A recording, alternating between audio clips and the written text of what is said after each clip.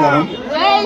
ఇవాళ ఈ కార్యక్రమానికి ఏదైతే ఆర్యూబీ ఇనాగ్రేషన్ చేసుకుంటున్నామో ముఖ్య అతిథిగా విచ్చేసిన మా ఈటల రాజేందర్ గారికి, ఎంపీ మల్కాజ్గిరి గారికి, అదేవిధంగా ఇక్కడికి వచ్చిన రైల్వే ఆఫీషియల్స్ డిఆర్ఎం గారికి మరియు మిగతా అందరికీ, ఇక్కడికి వచ్చిన బీజేపీ నుంచైనా బీఆర్ఎస్ నుంచైనా వచ్చిన లీడర్లకి, కార్పొరేటర్లకి, ఇక్కడికి వచ్చిన కార్యకర్తలకు, అందరి కాలనీ రెసిడెంట్ వెల్ఫేర్ అసోసియేషన్స్కి అందరికీ కూడా నా యొక్క నమస్కారం తెలియజేస్తున్నాను.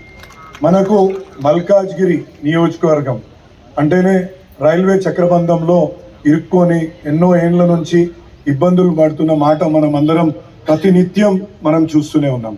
అటువంటి దానికి ఇవాళ ఒక శుభ పరిణామంగా ఇవాళ మనం ముందుకెళ్తూ ఇవాళ ఒక మంచి కార్యక్రమం చేపట్టుకొని ముందుకెళ్తున్నాం. ఇవాళ ఫస్ట్ ఒక ప్రాజెక్ట్, ఇంతకుముందు తుర్కపల్లిలో ఒక ప్రాజెక్ట్ తెచ్చుకున్నాం. ఇవాళ ఇక్కడ కూడా ఒక 6 మీటర్ల వెడల్పుతోటి ఇంకొక ప్రాజెక్ట్ తెచ్చుకున్నాం. ఇది కూడా త్వరలోనే రైల్వే ఆఫీషియల్స్ ప్రకారంగా ఒక 6 నెలల్లో పూర్తయిపోయి మన ఈ రోడ్డుకి మహర్దశ రాబోతుందనేసి నేను పూర్తిగా నమ్ముతున్నాను. ఇందులో మీకు ఒక్కటి ఇక్కడ చెప్పాలా, ఇప్పుడు రాబోయే వచ్చే ఒక 2-3 నెలల్లోనే మనం వాజ్పేయి నగర్ రైల్వే వందలను కూడా అంటే పనిని స్టార్ట్ చేసుకోవడానికి శాయశక్తులా కృషి చేస్తున్నాం. అందులో ఈటల రాజేందర్ అన్న కేంద్ర ప్రభుత్వంతో మాట్లాడుతుండు.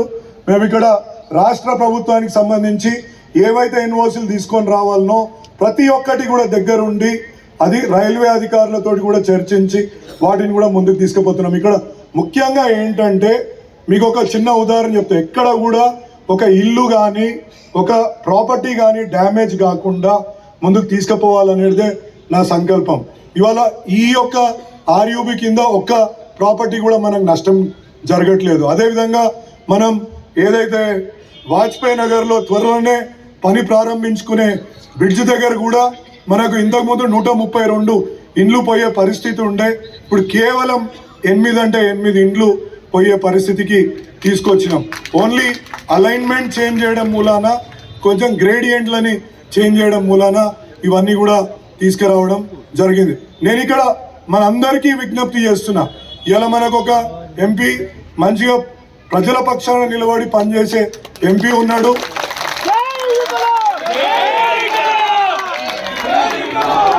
ఎప్పుడు అందుబాటులో ఉండే నేనున్నా.